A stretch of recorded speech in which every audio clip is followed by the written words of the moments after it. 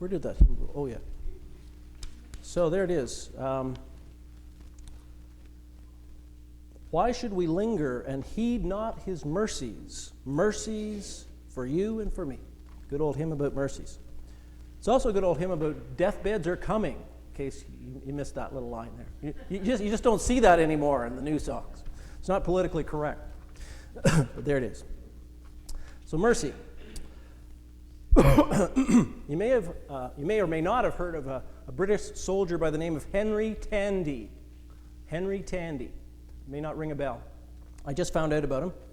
Henry Tandy was a soldier, a British soldier in the First World War. And he was something of a hero. He shot his share of the enemy, I suppose. He was a good soldier, and he was very courageous. And apparently he at one point in a battle, there was a kind of a chasm or a stream or something that had a bridge across it, and all the boards had got blown off it. He got up in the face of the enemy and got shot a couple times, putting the boards back on so that the Brits could charge across the bridge. And then he just carried on in battle. And at some point, a mustachioed German soldier came out of the woods, and I guess this fellow was kind of helpless, came out of the bushes. He'd run out of ammunition or whatever, and he had him in his sights. And Mr. Tandy just chose, he guessed he'd had enough for that day, and he showed mercy, which is very uncommon and not what's the word, recommended in warfare. And he let him go. He said, please just get out of here. Leave. Vamos. And he did. The mustachioed soldier was Adolf Hitler. And unfortunately, he didn't pay it forward very much. But that's what we're thinking about today, being shown mercy and showing it in response. There's a great story in 1 Kings 3, so Old Testament story that has to do with mercy. Mercy and sacrifice. And in this story, in 1 Kings 3, it's a story kind of to illustrate the wisdom of Solomon. And Solomon was known to be the wisest man of his age. So what happened was one day, two prostitutes came in from the same house. And they both had a baby about 3 days apart. And the one woman comes before the king and says, well, here's what happened. In the night, this other woman, she rolled over and smothered her baby, and her baby died. So while I was sleeping, she came over, took her baby, and switched him for my baby. So she took my living baby and left me her dead baby. And of course, the other woman says, no. It's the other way around. She took my baby and left me her baby. So who's right? Who's telling the truth? So Solomon calls for a big sword.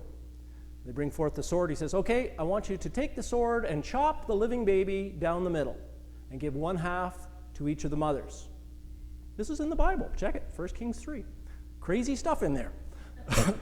So, of course, the real mother says, no, it's okay. She can have the baby. No worries. And the woman whose the baby was not, to whom the baby did not belong, she says, yes, that's the right thing to do. Chop them in half, we'll both take half and go our way. And Solomon says, well, give it to the first woman, because that's the baby's mother. And of course, she was. Great wisdom. But you see, because she loved the child so much, she was full of mercy for that child. Full of mercy. So she was willing to lose her baby in order to save its life. Whereas the other woman was ready to destroy the baby in order to kind of hold on to in some deceived notion of having this baby for herself. Pretty weird. She was ready to sacrifice the baby. Random House Dictionary defines mercy thusly: compassionate or kindly forbearance shown toward an offender, an enemy, or other person in one's power. Also, compassion, pity, or benevolence. I like that. Compassionate or kindly forbearance. Isn't it nice when people kindly forbear you? We don't use that word very much. And, forbearance not, we sort of know what it means. It feels right, to be forbearance. I think a more common expression or idiom nowadays is cut you some slack. With kindly cutting of slack, compassion or kindly cutting of slack shown toward an offender, an enemy. So I mean, someone who has done something to you, an enemy, someone on the other side, like in the case of Hitler, or other person in one's power. And I thought that was a telling little phrase. Mercy can be shown to someone who is in one's power. And you can come under someone's power for a lot of different reasons. It could be someone you're in the employ of, right? So if you're an employer or you're a superior in some respect in an institution or in a workplace environment, then there's someone under you as in your power, and you have the capacity then to show them mercy. But it also is true if someone does something. If I hurt you or you hurt me, you then become kind of under the power of the person that you've injured, and so the person that you've injured has the wherewithal or has the choice whether to show you mercy or not. And it can happen that you can actually put yourself under the power of someone. Say they don't know you've done something to them, like you banged their car, and then you ran off, and then thought later, I better fess up. And until they know that it was you, you're not in their power. But once they do know, then you're in their power. So they can either forgive you or hold it against you or have you charged. I actually know of a fellow who once burned down somebody's barn. And at the church I was at, he confessed this one day, and it was suggested that he should go and confess that to the person whose barn he burnt down. So you see, and he did. That's definitely putting yourself, what is the word? In someone else's power. And you do it with fear and trepidation because you could get charged and you could get thrown in jail, or you could have to pay back large sums of money and that sort of thing. In this case, the person whose barn, it'd been like maybe 10 years earlier or something, and he just forgave them, which was mercy. Great example of mercy, really. In our gospel reading is the story of the calling of Matthew out of the Gospel of Matthew.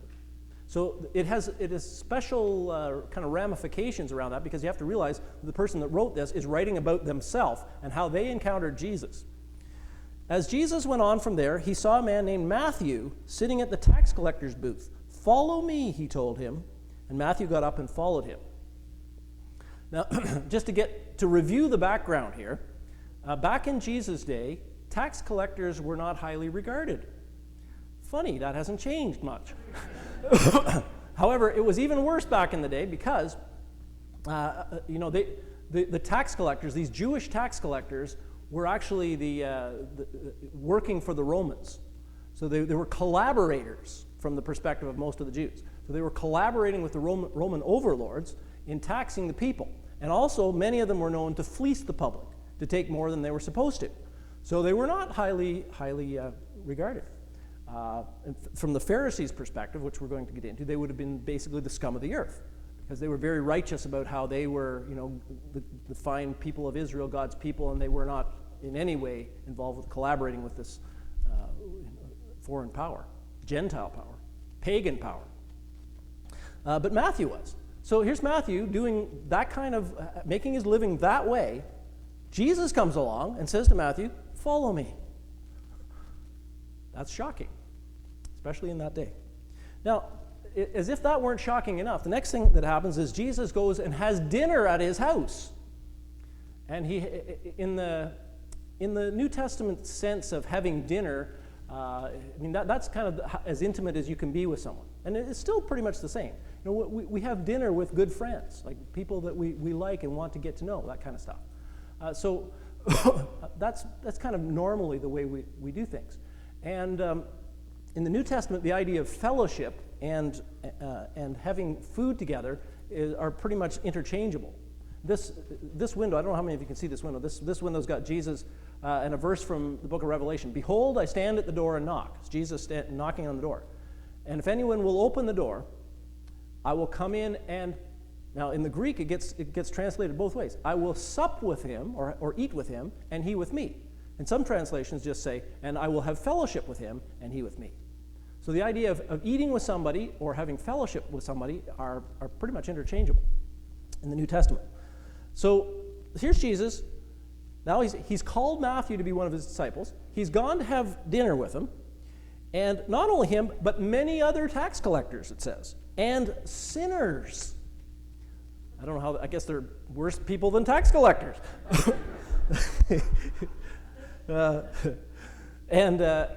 Needless to say, the Pharisees are utterly shocked by this behavior. And they say, they ask his disciples, why does your teacher eat with tax collectors and sinners? And we're not sure. I mean, there's conjecture about who these sinners were, why maybe they were prostitutes or just, people that were the low life of the area. We don't know, so-called. What's that, Bill? On hearing this, Jesus said, and this is key. So I think this was super key to Matthew as a follower of Jesus to retell this story of his beginning with Jesus. And this particular little saying. On hearing this, Jesus said, it is not the healthy who need a doctor, but the sick. Well, that's pretty obvious, right? It's not the healthy that need a doctor. If you're in good shape, you're good health, you don't need the doctor. But when you're sick, you do. But go and learn what this means. I desire mercy, not sacrifice. For I have not come to call the righteous, but sinners. And I really think this is cornerstone to all that Jesus Christ is about. And all that, therefore, we who claim to be and consider ourselves to be his followers are about. This is what we're about. This level of mercy. And we are, if we're called by him, if we feel a sense of call by Christ, it's not because we're righteous. Because Christ did not come to call the righteous. It's not because, hey, you know what? I'm a really, really, really good person, so I think I'll follow Jesus. That's not how the call works, my friends. He doesn't call the righteous. He calls sinners, calls people who are needy, people who are fallen, people that are broken, people that have messed up, people that know they're not 100%. And therefore they need a physician of the soul. So that's what Jesus is saying. And it's a wonderful word of comfort to us, because it tells us that Jesus is not interested in us kind of earning our way to him. I desire mercy, not sacrifice. And at this point, Jesus, he says, go and learn. He gives the Pharisees an assignment. He says, away you guys go, get your books out or something, and get studying here. Because it says, actually, in your scriptures, this is a quote from Hosea chapter 6, verse 6. God says, I desire mercy, not sacrifice. I'm way more into, the whole Old Testament was all about sacrifices. Remember? The goats and the bulls and the doves and the sheep and blood everywhere. Really. Read Leviticus. And God comes along and says through Hosea the prophet, you know what? I'm really way more interested in mercy than sacrifice. So to those who were like letter of the law, this is the way we do it, and we're righteous, we're good people because we keep all the rules, and we're sacrificial in that sense. We just go overboard, we bust our butts. He says, I'm not really interested in that. I'm about mercy. I'm about healing the sick, the soul sick. And I think that's just amazing, just sweet.